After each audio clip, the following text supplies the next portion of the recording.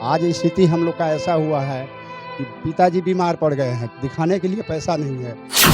आंखों में आंसू, पेट में अनाज नहीं और शरीर में कंपन। आप भी अनुभव कर सकते हैं कि जब किसी को 4-5 महीनों से वेतन नहीं मिलेगा तो उसका हश्र क्या होगा, हालात क्या होगा खुद का और परिवार वालों का। उस बच्चे का जिस पिता ने अपने बच्चे को जन्म देकर पाला है, पोसा है और स्कूल भेज रहे हैं, जहां से वेतन अगर इनको नहीं मिल रहा है तो उस स्कूल में फी जमा करने के लायक तक नहीं है और बच्चे को स्कूल से निकाल दिया गया। 1 रुपया सर हमको खाने के लिए जेब में नहीं है। 2 दिन से खाना बना रहे हैं, तो अभी हॉस्पिटल के जो कर्मचारी है गए बाहर निकल जाओ, यहाँ पर आना है तो मरीज के सेवा देना होगा। मरीज की सेवा हम कैसे दें सर, जब हमारे घर पे परिवार भूखा मर रहा है, पैसा के लिए फ़ोन कर रहा है, शर्म के हमारे घर पे मुंह दिखाने नहीं जा रहे हैं। 1 महीने के बाद सर रहता है तो चलता है, 5-5 महीना का सर पैसा रुका हुआ है। लेटरिन बाथरूम कहाँ करें, यहाँ पर कहाँ जगह है, सिटी है, कहाँ जाए, कहीं बैठेंगे पब्लिक मारेगा क्या, हमारे ऊपर बीत रहा है हम जान रहे हैं सर। चंदा करके यहाँ पर खाए हैं सर, 4 दिन 5 दिन से चंदा हम लोग अपना 10, 20, 50 लगा के खा रहे हैं, वो भी आज खत्म हो गया राशन। आज शाम को क्या खाएंगे तो सोच रहे हैं हम लोग, आज शाम को हम लोग भूखा सूतना पड़ेगा हम लोग को। हम लोग की दयनीय स्थिति इतनी खराब हो गई है कि अभी खाने के लाले पड़ रहे हैं। अभी अगर देखा जाए हम लोग के घर पर चल करके तो ना आटा मिलेगा ना चावल मिलेगा। पैसा नहीं है, वेतन नहीं मिला है, बाल बच्चा घरे हैं। अगर मजदूर नौकरी करते हैं, मजदूरी करते हैं तो दिन भर काम करने के बाद शाम जब घर को वापस आने का समय होता है तो आशा रहता है कि हमें पैसा मिलेगा। कमाया हुआ खून का पैसा लेने के लिए वो सभी आशान्वित रहते हैं, लेकिन जब पैसा नहीं मिलता है तब कितना दुख उन पे ढलता होगा वह आप भी अनुभव कर सकते हैं।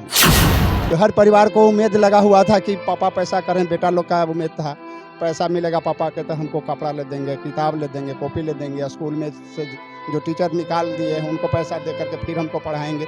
लेकिन इतना गंभीर स्थिति हमको हो गया है, इतना गंभीर स्थिति हो गया है कि हम कहें तो किससे कहें, अपनी दर्द किससे कहें, कोई सुनने तब तो कोई नहीं सुन रही है, ना सरकार सुन रही है, ना कंपनी सुन रही है।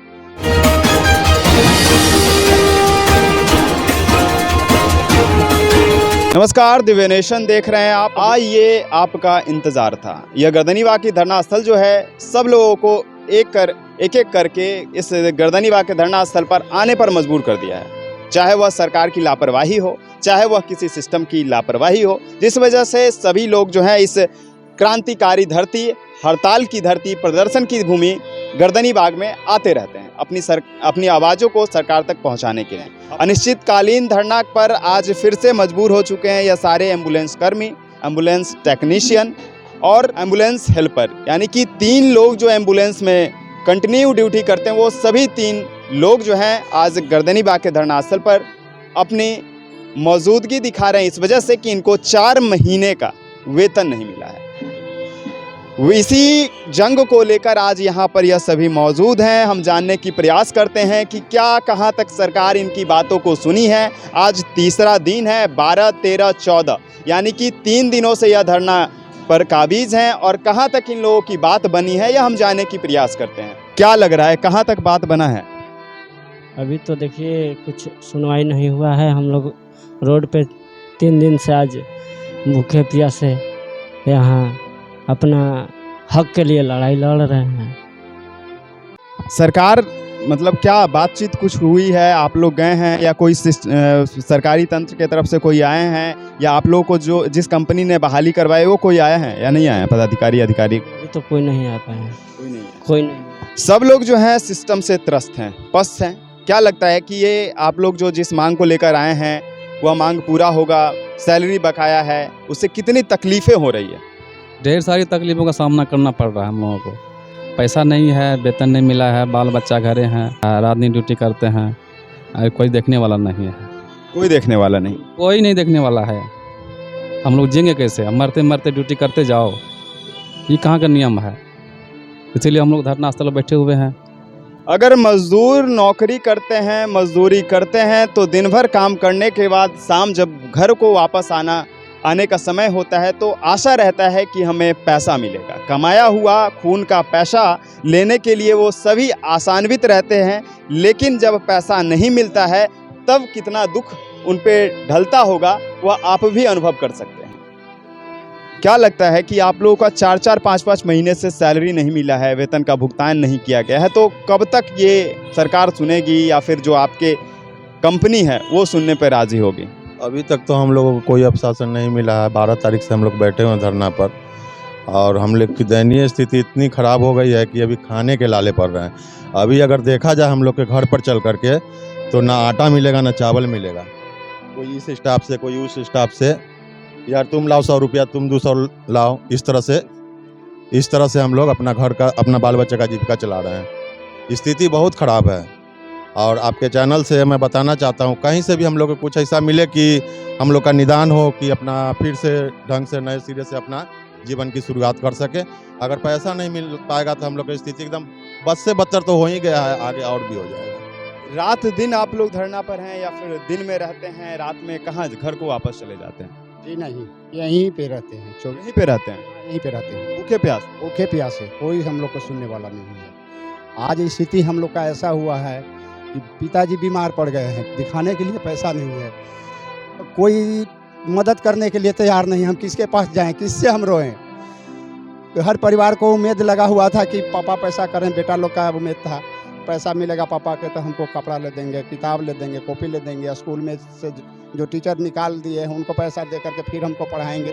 लेकिन इतना गंभीर स्थिति हमको हो गया है, इतना गंभीर स्थिति हो गया है कि हम कहें तो किससे कहें, अपनी दर्द किससे कहें? कोई सुनने, तब तो कोई नहीं सुन रही है, ना सरकार सुन रही है, ना कंपनी सुन रही है, ना जो 8 घंटा के चलते 12 घंटा हमसे ड्यूटी लेता था वो भी नहीं सुन रहा है। वो तो फोनो नहीं करता है कि कहाँ है, मर रहा है कि बच रहा है। स्थिति बहुत गमगीन हमको हो गया। आंखों में आंसू, पेट में अनाज नहीं और शरीर में कंपन। आप भी अनुभव कर सकते हैं कि जब किसी को 4-5 महीनों से वेतन नहीं मिलेगा तो उसका हश्र क्या होगा, हालात क्या होगा खुद का और परिवार वालों का। उस बच्चे का जिस पिता ने अपने बच्चे को जन्म देकर पाला है, पोसा है और स्कूल भेज रहे हैं, जहां से वेतन अगर इनको नहीं मिल रहा है तो उस स्कूल में फी जमा करने के लायक तक नहीं है और बच्चे को स्कूल से निकाल दिया गया। अब बताइए कि इनकी यह जो भी दास्ता है, इसको सुनने के लिए कौन आएगा? कौन इनकी बातों को संज्ञान में लेगा?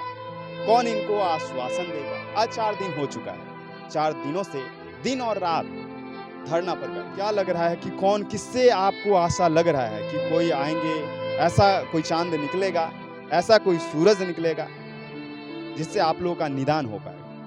सर, मैं आपके चैनल के माध्यम से ये कहना चाहता हूँ कि हमको तो नहीं लगता है कि इसका निदान किन्हीं के पास है। और ये सिविल सर्जन और सर महोदय और डीपीएम सर से मैं गुजारिश करूँगा कि जो दबाव हम लोग गरीब कर्मचारी पर दे रहे हैं, वो दबाव अगर संस्था पे दिया जाए ना तो इसका निदान बहुत जल्द ही निकल आएगा। संस्था कौन सा? संस्था पीडीपीएल। पीडीपीएल कंपनी है जिसने इन लोगों की वेतन को रोक कर रखा है, और रोक कर इसलिए रखा है क्योंकि यह इन्होंने ईमानदारी पूर्वक काम किया है। अगर ईमानदारी से काम नहीं किए होते तो शायद आज यह भी खुश होते। और बिहार में हश्र यही होता है, या देश में हश्र यही होता है, जो ईमानदारी से अपना कर्तव्य करते हैं, अपना कर्म करते हैं, उन्हीं का वेतन रोका जाता है, उन्हीं को पेट पे लात मारा जाता है। इन लोगों की वेतन को रोक कर रखा है, और रोक कर इसलिए रखा है क्योंकि यह इन्होंने ईमानदारी पूर्वक काम किया है। अगर ईमानदारी से काम नहीं किए होते तो शायद आज यह भी खुश होते। और बिहार में हश्र यही होता है, या देश में हश्र यही होता है, जो ईमानदारी से अपना कर्तव्य करते हैं, अपना कर्म करते हैं, उन्हीं का वेतन रोका जाता है, उन्हीं को पेट पे लात मारा जाता है। ऐसा होता है कि हम लोग को अपना बाल बच्चा बीमार रहता है, उसको छोड़ करके हम लोग जनता का सेवा देते हैं, उसको पहले जाते हैं। घर पे फोन आएगा कि देखिए ना बच्चा का तबीयत खराब है, उसको इग्नोर करके पहले हम लोग पेशेंट को देखते हैं, और उसके बाद भी हम लोग का ये दशा है कि 4 महीना से पेमेंट नहीं मिल रहा। बात सही है। अगर पेशेंट का फ़ोन आ जाए, कहीं अटेंडेंट का फ़ोन आ जाए कि मरीज़ लेकर हॉस्पिटल पहुंचाना है, तो यह लोग अगर अपने बच्चे भी बीमार रहते तो उनको छोड़कर पहले उस मरीज़ को लेकर अस्पताल पहुंचते। इनकी दुख जो है, पीड़ा जो है, यह सुनने वाले कोई नहीं है। शायद इसी वजह से यह रो रहे हैं, बिलख रहे हैं, काँप रहे हैं और अपनी आवाज़ों को हमारे चैनल के माध्यम से सरकार तक पहुँचाने की गुजारिश कर रहे हैं। कितने की संख्या में हैं? कब तक ऐसे काबिज रहेंगे धरना स्थल पर? हम लोग कम से कम यहाँ 1500 की संख्या में, 1500 की संख्या में पूरे जितना भी स्टाफ है एम्बुलेंस स्टाफ, ड्राइवर, टेक्नीशियन और हेल्पर है। एम्बुलेंस भी लमसम 1,500 का, लमसम 1,500 से ज़्यादा है एम्बुलेंस। अभी तो कई मेरा स्टाफ आए भी नहीं है। आप देख सकते हैं कि यहाँ पर एम्बुलेंस दिख रहा होगा। एम्बुलेंस चालक अगर धरना पर हो तो एम्बुलेंस अस्पताल में कैसे रहेगा? उसको चलाने वाले डॉक्टर नहीं होते हैं, बल्कि वही एम्बुलेंस चालक होते हैं जो एम्बुलेंस को सड़कों पर दौड़ाते हैं अपनी ड्यूटी के दौरान। और सारा एम्बुलेंस भी जो है, एम्बुलेंस सेवा अभी अस्पताल में ठप है, पूरे बिहार में ठप है। बिहार तो अभी पूरे बिहार नहीं हुए, लेकिन 2 दिन के अंदर पूरे बिहार ठप हो जाएगी। एम्बुलेंस सेवा एकदम बंद। पूरा बिहार 102 एम्बुलेंस का जो सर्विस है पूरी तरह से बंद हो जाएगी। बताइए, अगर स्वास्थ्य विभाग ही बीमार पड़ जाए तो बीमार लोगों का इलाज कौन करेगा? स्वास्थ्य विभाग इसलिए बीमार पड़ जाएगा क्योंकि अगर एम्बुलेंस नहीं चलती है तो बीमारी जो है वह कैसे पहुंचेंगे अस्पताल? वैसे आशान्वित लोग जो अपने सरकारी स्वास्थ्य व्यवस्था पर भरोसा रखते हैं, उनका इलाज कैसे हो पाएगा? यह प्रश्न खड़ा उठता है उस PDPL जो कंपनी है, संस्था है, उस पर और सरकारी तंत्र पर कि कैसे इस विभाग को सुदृढ़ किया जाए ताकि इन लोगों की समस्या का निराकरण हो पाए। आप लोग किस तरह से यहाँ पर टॉलरेट कर पा रहे हैं, मतलब इस चीज़ों को कैसे झेल पा रहे हैं? क्योंकि पैसा नहीं है पॉकेट में, 4-5 महीनों से पैसा नहीं मिल रहा है, यहाँ पर 4-5 दिनों से रह रहे हैं, तो कितनी बारिश हो रही है, गर्मी हो रही है, तो इससे कैसे रह पा रहे हैं? घर पर भी जाके क्या करेंगे सर? घर पर भी किस मुँह से जाएंगे? बाल बच्चा जो कुछ मांग रहा है, ना पढ़ाई के, माँ बीमार है, पिता बीमार है, ना घर पर जब पैसे ही नहीं है तो क्या करेंगे? घर पे जाके यहीं मर रहे हैं, यही लोग के सामने मर जाएंगे। मजदूरी तो दे नहीं रहे और ऊपर से टॉर्चर भी कर रहे हैं। और ऊपर से टॉर्चर तो ऐसा कर रहे हैं जो चाबी मांगने के लिए आता है, कहता है FIR कर देंगे। गलती अपने खुद कर रहे हैं, ये चीज़ महसूस नहीं कर रहे हैं। अच्छा, उल्टा FIR भी हो? FIR करने की बात कर रहे हैं। कहीं कहीं तो ये भी चीज़ कर रहे हैं जो हमको सूचना नहीं है, एम्बुलेंस चोरी हो गया है, जबकि एम्बुलेंस सबके नज़र में पूरा बिहार, आप चैनल से आए हैं, आप खुद देख रहे हैं एम्बुलेंस यही है, हम लोग यही हैं, लेकिन कह रहे हैं एम्बुलेंस चोरी करके चल गए। अगर पेशेंट को किसी तरह का कुछ झेलना पड़े तो वो जिम्मेवार स्टाफ पे होगी। बताइए स्टाफ पर क्यों होगी? हम तो 2 तारीख को अल्टीमेटर दिए हुए हैं। CS ऑफिस, मानवाधिकारी, हर जगह, प्रधान सचिव, कंपनी में भी, सब जगह हम लेटर बाय दिए हुए, हमको 12 तारीख तक हमको ये 5 महीना का वेतन भुगतान कर दीजिए, जबकि मांग तो और भी कई तरह का है। ये SIC EPF भी है, जो EPF अभी 8 महीना से जमा नहीं किया गया। हम तो सबसे प्रथम कर दे, कम से कम वेतन तो दे दीजिए, हमारा घर परिवार तो चले, वो भी नहीं दे रहे हैं, ऊपर से धमकी दे रहे हैं। मजदूरी नहीं मिल रहा है, बल्कि मजबूरी का मतलब इन लोगों का मजबूर जो हो चुके हैं यह लोग धरना पर काबिज होने के लिए, उस मजबूरी का फ़ायदा भी उठाया जा रहा है प्रशासन की तरफ से और प्रशासनिक इनके जो अधिकारी हैं उनके तरफ से। ये अच्छा, आप एम्बुलेंस चालक है, टेक्नीशियन या हेल्पर? टेक्नीशियन है। टेक्नीशियन। तो अब सरकार में बैठे लोग हैं, स्वास्थ्य मंत्री हैं, किन से आपको उम्मीद लग रहा है? देखिए, हमको तो सबसे उम्मीद लगता है कि स्वास्थ्य मंत्री तेजस्वी यादव जी और मुख्यमंत्री नीतीश कुमार जी से हाथ जोड़कर विनती मैं कर रहा हूं कि मुझे जो अन्याय हम लोग के साथ हो रहा है उसको संविधान जल्दी करे, और जो हम लोग का 5 महीना का पेमेंट बकाया है वो हम लोग का तुरंत उपलब्ध कराया जाए, और जो भी श्रम कानून के अध्ययन जो किया गया है वो हम लोग के लागू किया जाए। नहीं तो हम लोग एकदम अब मर जाएंगे, मरने के सिवा कोई रास्ता हम लोग के पास अब नहीं बच रहा है।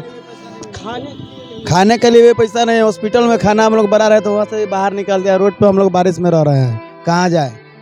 हॉस्पिटल में खाना बना के रहे? हॉस्पिटल में 2 दिन बनाए हैं, हॉस्पिटल से बाहर निकाल दिया। हॉस्पिटल यह सामने आप लोग बाहर जाइए, सेवा नहीं दे रहे हैं मरीज के तो आप लोग बाहर निकलिए। लेटरिन बाथरूम कहाँ करें? यहाँ पर कहाँ जगह है? सिटी है, कहाँ जाए? कहीं बैठेंगे पब्लिक मारेगा क्या? हमारे ऊपर बीत रहा है सर, हम जान रहे हैं सर, बुरी हाल है, हम लोग रो रहे हैं यहाँ पर बैठ के। खाने के लिए 1 रुपया जेब में नहीं है, 1 रुपया सर हमको खाने के लिए जेब में नहीं है। 2 दिन से खाना बना रहे हैं, तो अभी हॉस्पिटल के जो कर्मचारी हैं बाहर निकल जाओ, यहाँ पर आना है तो हम मरीज की सेवा देना होगा। मरीज की सेवा हम कैसे दें सर, जब हमारे घर पे परिवार भूखा मर रहा है, पैसा के लिए फ़ोन कर रहा है, शर्म के हमारे घर पे मुंह दिखाने नहीं जा रहे हैं। 1 महीने के बाद सर रहता है तो चलता है, 5-5 महीना का सर पैसा रुका हुआ है, क्या मुंह लेके जाए हम? घर पर भाड़ा के लिए पैसा नहीं है, चंदा करके यहाँ पर खाए हैं सर, 4 दिन 5 दिन चंदा हम लोग अपना 10, 20, 50 लगा के खा रहे हैं, वो भी आज खत्म हो गया राशन। आज शाम को क्या खाएंगे तो सोच रहे हैं हम लोग, आज शाम को हम लोग भूखा सोचना पड़ेगा हम लोग। जो स्वास्थ्य विभाग जो है बीमार पड़ चुका है, यह साफ साफ नज़र आ रहा है। आपने सदर अस्पताल हो या प्राथमिक स्वास्थ्य केंद्र हो, सामुदायिक स्वास्थ्य केंद्र हो, सभी जगह जब विजिट करते हैं हम लोग तो वहाँ देखने को मिलता है कि स्वास्थ्य विभाग ही बीमार पड़ चुका है। आज असलियत यह भी सामने आ चुकी है कि जो एम्बुलेंस सड़क पर दौड़ता था मरीज़ को लेकर, जो एम्बुलेंस चालक सड़क पर दौड़ते थे, जो टेक्नीशियन उस एम्बुलेंस में सेवा देते थे, जो एम्बुलेंस हेल्पर रहते थे, वो सारे सेवा देने वाले कर्मचारी अगर ठप पड़ जाए तो स्वास्थ्य विभाग कैसे अपने आप को स्वस्थ कर पाएगा और मरीज को स्वस्थ कर पाएगा। आपको क्या लगता है इन लोगों की मांग के लिए, जो इनकी हक के लिए लड़ाई लड़ रहे हैं या लोग, कितना सही है कितना गलत? आप इस वीडियो के कमेंट बॉक्स में प्रतिक्रिया अवश्य दें। धन्यवाद।